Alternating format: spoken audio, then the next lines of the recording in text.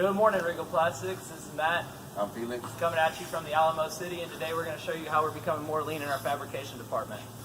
So recently we purchased a new sander in our fabrication department, but it was too low to the ground, so we had to make a stand for it out of creeform pipe and HDPE to raise it up off the floor so the guys weren't having to bend over all day and fabricate parts to make it a lot easier for them to use.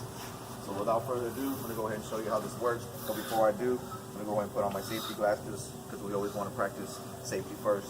So without further ado,